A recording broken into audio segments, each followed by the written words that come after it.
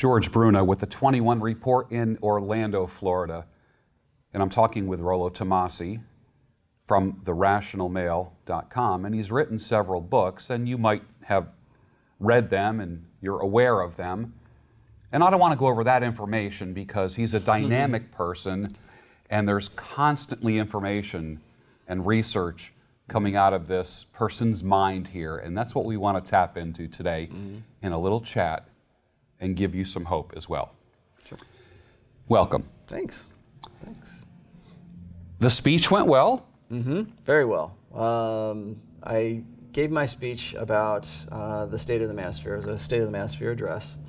I also added in a SWOT analysis. I don't know if you're familiar with what SWOT is, but it's the strengths, weaknesses, opportunities, and threats. It's what a lot of companies do to sort of assess where they're going, where they've been, and just to assess the state and the condition of their company. And I thought about this, like I had Anthony Johnson, the organizer here, ask me specifically to do this.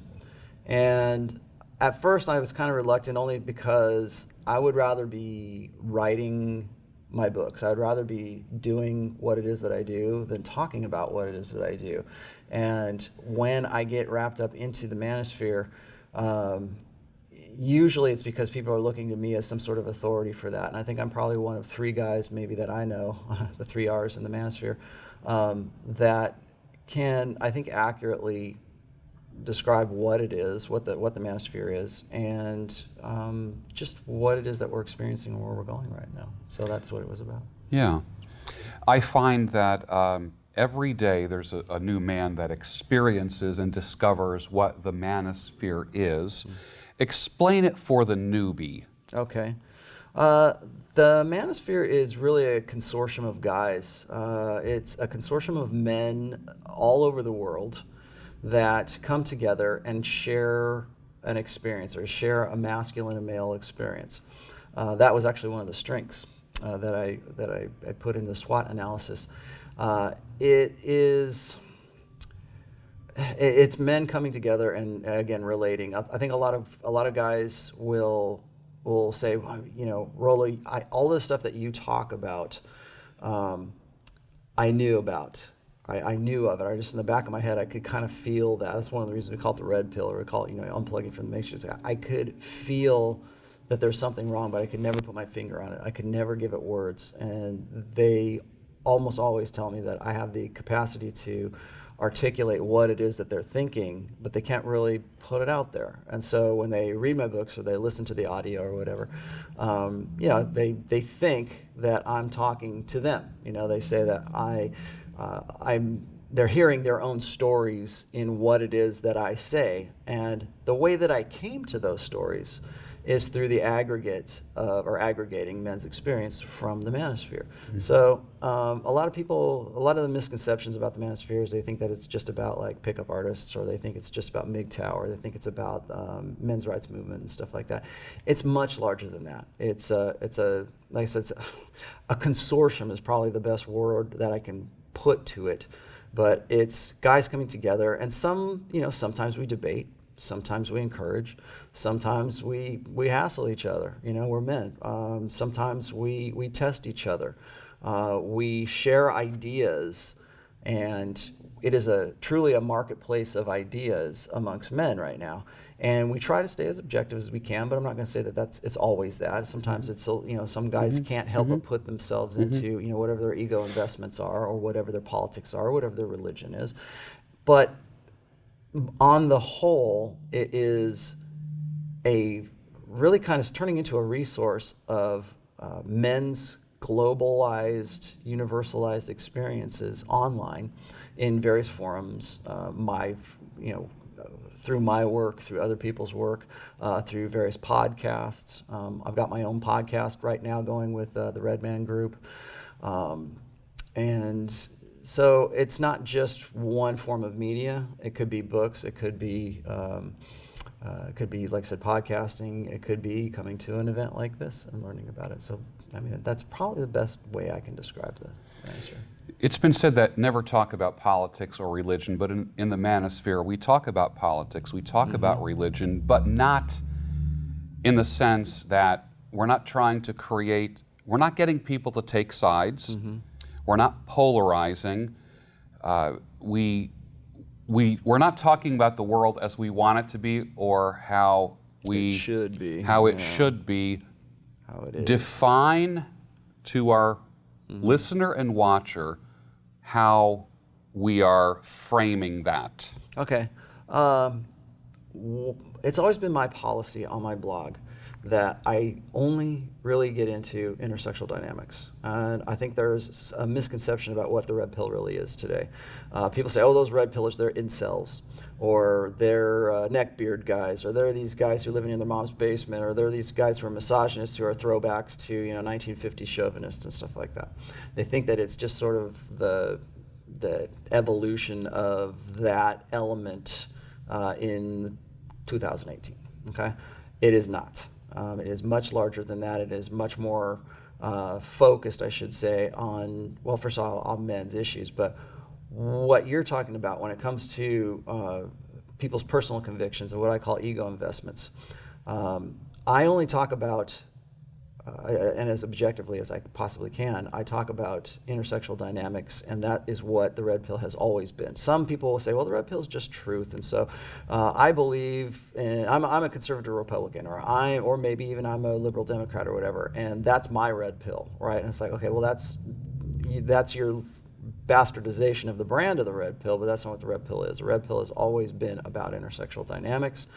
It has always been about understanding that in as objective a way as possible, which is why it's been my policy never to do or cover articles of politics or religion or race or any of that kind of stuff, because I think that what that does is if you do that, you end up polarizing a lot of men's experiences, because as I said, it is important for us to aggregate all those things. And I don't care if the guy is, black, white, Asian, whatever. I don't care if you're Islamic. I don't care if you're Christian. I don't care if you're gay. Okay, your experience is what feeds this whole, so that we can be better and we can understand this a little bit better, and we can understand what we're up against as well.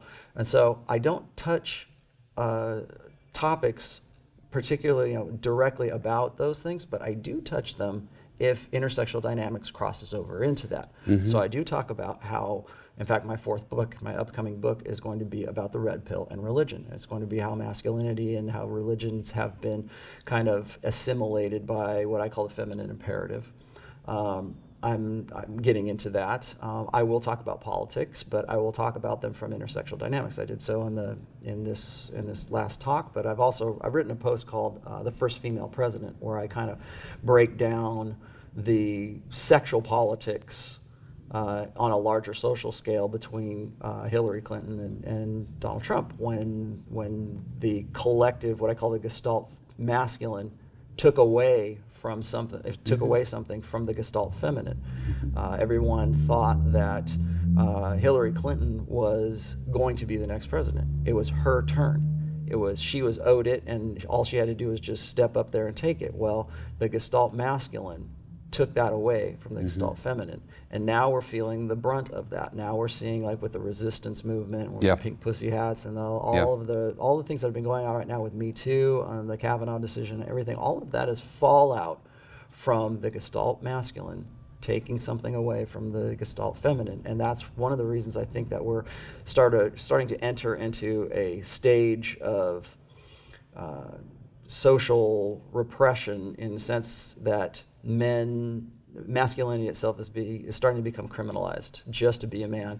It's no longer enough to say something is toxic masculinity. It's that masculinity itself is toxic. And so that is the shift in the narrative that's happening right now. That happened once the Hillary, that was the benchmark or the catalyst for the whole thing was the election. It'll be real interesting to see what happens coming up. I mean, I hate to say, make this really kind of American centric, but we have the upcoming elections, and we don't know what's going on. We don't know what's going to happen. Do you think the last election, rather than talking about the Democrat-Republican thing, conservative, liberal thing, every now and then I see Anthony posting something and his caption is, "This is what a gender war looks like." That's me. I'm doing that one. And That's my hashtag and now. and what's interesting is, and I know Anthony is like just retweeting that constantly. And I've been seeing it a lot. I'm seeing the last election as that, and not even political. I came up with that hashtag because I kept seeing situations where I should say this before I start that I was following some blogs such as like Vox Day and some of the other people, and they're saying that they're asking the question: are we in a war? Are we heading for a civil war? From again, me being about intersexual dynamics, I want to say, are we headed for an intersexual gender war? Because that's kind of tough. Because in my estimate, the sexes are meant to be complementary to each other, not adversarial to each other. And ever since the sexual revolution, that's been the state of affairs between men and women. It has been adversarial. It has been competitive. It has had nothing to do with equality ever since the sexual revolution. And so now here we are in 2018, and we're seeing the results and the fallout of all of the decisions that have been made socially, politically, personally, religiously, of making, of disadvantaging men in order to achieve equality. I read that on a chalkboard once, a college chalkboard. Men have to be actively disadvantaged if they're ever to achieve equality, and it's just the most insane thing I think I've ever read, because it's like you're trying to achieve equality, but you're disempowering men. It's like you're cutting off their legs so they'll be shorter and everybody will be equal. Yeah. And you do nothing to improve the state of the game. It's like, do you remember when the WNBA first came out and they were talking, because nobody would go to the WNBA, and they wanted to get more people to go, and they felt like they had to, but they were running into the problem of opportunity, equality of opportunity versus equality of outcome. And none of the women could slam dunk. It was all the game below the rim. So what did they say? Well, we're going to lower the requirements for that. We're going to lower the rim so that you can dunk, and it fundamentally changes the game. Fortunately, they didn't do that. But when you get into issues like women in the military, women and girls going into the Boy Scouts, changing those male spaces, it gets, in the instance of the military, it becomes dangerous to lower those expectations, because we're expecting the game to change just for women so that more women can be included. But the problem is the real game of combat and the real game of being a soldier, that doesn't change. Yeah. And so these are just like some of the issues that I've been getting into recently because of the elections, but I do see a gender war in the sense that it's a Cold War. I'm not saying we're going to go out there and fight it, but I think that there is definitely a war of words and a war of ideas between the Gestalt feminine and the Gestalt masculine. I noticed when things like Ferguson were taking place, there was a lot of talk, there's going to be a civil war, and then that was what, about a year ago, and everything calmed down. Charlottesville, you think? Charlottesville, yeah. Ferguson, all these different things happening, and then what? And then last year, a rush of articles about EMP in North Korea. Okay, well that got solved. I mean, preppers were going nuts and making videos and that kind of thing, and now there's a gender thing going on. I think the next, from what I see, what if there are two female candidates running for president? Yeah. Is it going to be a race to see who is more what? I think that would be interesting. What you're talking about right now is something that I call the sisterhood uber alles. Okay, what I mean by that is the Latin form of that, which is the sisterhood above everything else, above all. It's my belief that women, when it comes to team woman, they will put off politics, they will put off religion, they will put off all of the ideas that, any kind of convictions, and band together. The joke I have is like, if you took Gretchen Carlson and you took Rachel Maddow and you put them on the same talk show, they would fight like cats and dogs, politically, if that's what you were talking about. But you put me on that talk show and I start talking about red pill awareness or what's going on with the gynocracy or with the feminine imperative.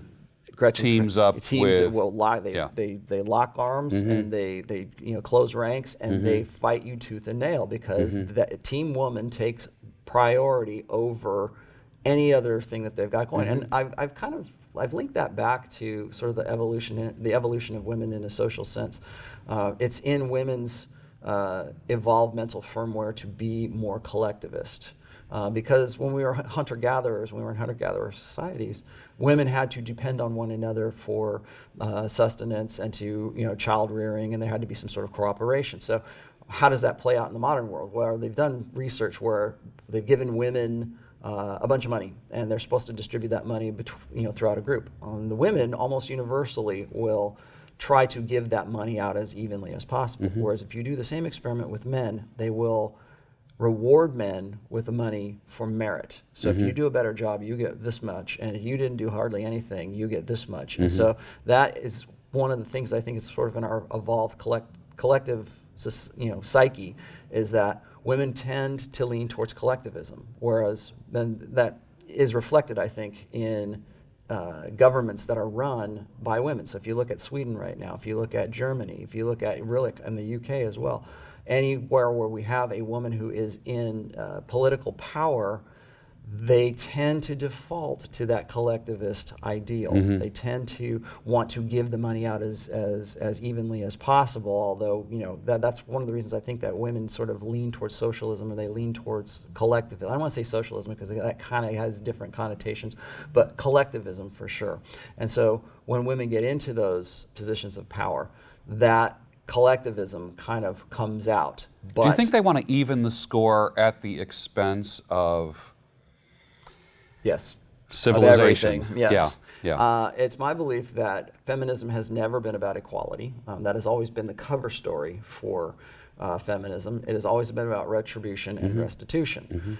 It has always been about female supremacism and winning one for Team Woman. For that's one of the reasons why when Hillary lost, it was such a devastating emotional reaction. That's why you have these people out there in their pink pussy hats, or they're like just wailing on the ground because Hillary lost. Well, it's that emotional response. And again, that emotional response, an emotional interpretive response is a prioritization of women. It is a default position of women, is to see things and interpret information and stimuli in an emotional interpretive position, whereas for men it's more either instinctual or it is rational. And then that's not to say that women can't think rationally. They can. It's just that that's not their first default. That's not their first predisposition to do so. Actually, for all of us, we think of things instinctually, and we don't even know that we're thinking of things instinctually. And I think it's also important for men to understand their own base instincts. But when you look at how I'm getting into some kind of deep stuff here, because what I'm looking at from the perspective of an evolution, and looking at how women evolved as a social group and how men evolved as a social group, that is playing itself out in so many different ways and so many different social strata right now.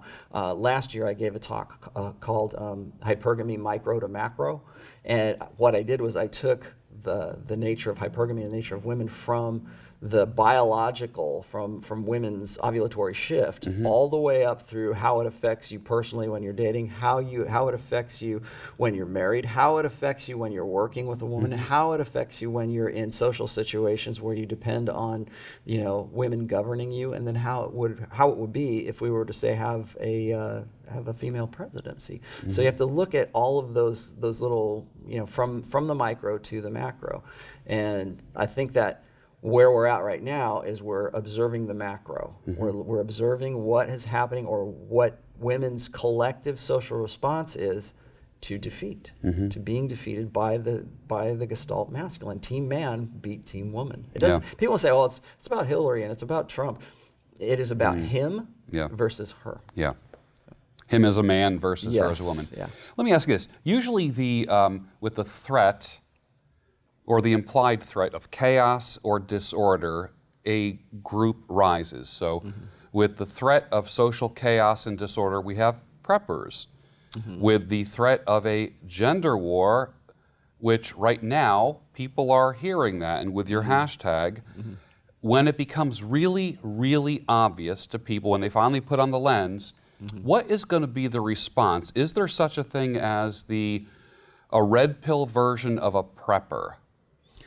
I think Or are red pill people? preparing already. Well, Yes. I think it's a little bit deeper than that because most of the guys, when they come to the red pill, they're coming because they want to solve a problem. They want to solve the problem of either getting a girl or getting their wives to have sex with them again, or solving how do I get my girl back? How do I get my girlfriend back? There's always those like kind of initial steps where people are, well, mostly men, are brought really kind of low to a point where they're experiencing trauma and they have to be brought back up. Well, as a part of that experience where they go from being at their lowest point and being zeroed out to maybe reading my book, maybe involving themselves in the manosphere or in red pill ideas, they tend to look for self-improvement after that because you have to rebuild yourself on something, and hopefully you're doing it from a red pill awareness because that is going to improve your life. It's going to improve your relations with women. It's going to improve with your wife, your daughter, your mom, whoever else. But so is there that in a form is kind of like a preparation. It's kind of doing that. Are we preparing for a gender war? I don't think specifically we are. Like I said, that's one of the reasons why I'm trying to raise awareness of this right now, is because I keep seeing all this stuff, and the reason I started the hashtag is because I'm very concerned about what's going to happen if the GOP holds the House and they hold the Senate. What is the resistance? What is the Gestalt feminine? What is the gynocracy going to do? What's going to be the emotional backlash, outcry, whatever, of losing again, of of having their dreams of getting the Gestalt male, masculine, in the form of Trump out of office and putting somebody else in. I mean, it's their wet dream to get Trump and Pence and everybody, just have them go away, and then we can push Hillary or whoever else in there. So I think having when we're talking about two female candidates, I think that it would be kind of a battle of who is going to appeal most to a masculine sense. Because I don't think it's very tough if we had a conservative woman and we had a liberal woman who were vying for the presidency. At that point, it's no longer trying to get the female vote; it's trying to get the male vote, and who can relate the most with the masculine at that point. So, if that were to ever be the case, I think it would be the one who can speak the language, the one who can reach, who can convince men to vote for them. Because when we vote, when we engage ourselves in social activities, we tend to do so from a tribalistic sense. And I talked about that in the last speech, is that human beings are naturally evolved to be tribalistic. And so if you've got Team Woman already on your side, what's left? You got to get the men. And so who's going to do that best is going to be the one to do it. And I honestly don't think that women today understand men well enough that they could even pull something like that off. Yeah. I think it would be the voter turnout would be very, very low because either way you lose as a guy. Anyways, that's one of the reasons when I was writing that post, the first female president, I wasn't doing that as a political statement. I was doing that as trying to explain what was going on from an intersectional dynamics perspective on a political scale.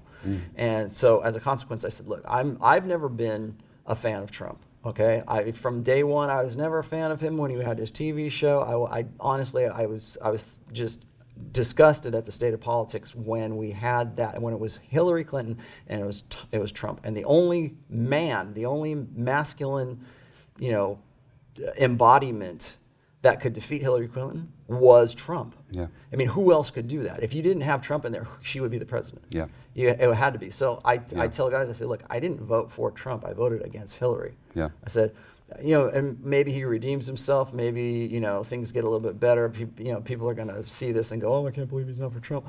Well, it's not that I'm not for Trump. It's that I'm against Hillary. And I'm against the Gestalt female until such a time where we can relate with one another on at least a position of where women will respect the authority of men. Because right now we have a state where we expect responsibility from men, but we do not give men authority. So when you have guys who are voting, or when we talk about things, if I could talk about this from a religious perspective as well, but we constantly tell men to man up. We say, you need to man up, you need to be a husband, you need to be a good father to your kids, and and all that. And we placed responsibility after responsibility on men, but we don't give men authority. We don't give them the authority to say, look, I can make decisions for this family, I can make decisions for this woman. I have authority over this woman. You will never hear that from a female politician. You'll never say, we need to respect the authority of men. It will never happen. Never happen. Yeah. How can people find out more information about this? Well, you can go to my blog, first of all, which is therationalmale.com. You can engage me on Twitter. I am Rollo Tomassi at Rational Male. I am also, I mean, you can read my books, of course, too, but I'm also available on the Red Man group. And there's a lot, you don't have to follow me for any of this stuff. I mean, there is a lot of guys out there, that's one of the reasons I was talking about the state of the manosphere, is there's a lot of guys doing stuff on podcasts right now. That's what I think is one of the weaknesses of the manosphere, is that we are dependent on platforms that hate us, that are aligned with the Gestalt feminine. But you can find out more about this through the 21 Convention. You can find more about this with just like reading I would suggest probably the best article I've written has been called "The First Female President," and that's on my blog. You can just simply search that and find that, or just join the conversation. I would encourage anybody who's never done anything like this. Anyone who wants to know more about this, and even if you're critical of this, I would still, the manosphere is a place of ideas. We're a marketplace of ideas, truly. We don't have safe spaces. We're trying to debate. We're trying to have this conversation without having to worry about being banned, without having to worry about being deplatformed or erased. And so this is one of the few places, I think, on the internet that you will actually find an honest-to-goodness marketplace of ideas. Yeah. Rollo Tomassi from therationalmale.com.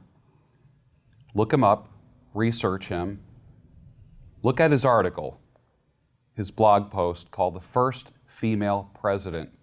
What a great starting place for someone who's just entering into the manosphere, and for someone who is curious about this. My name is George Bruno for the 21 Report in Orlando, Florida.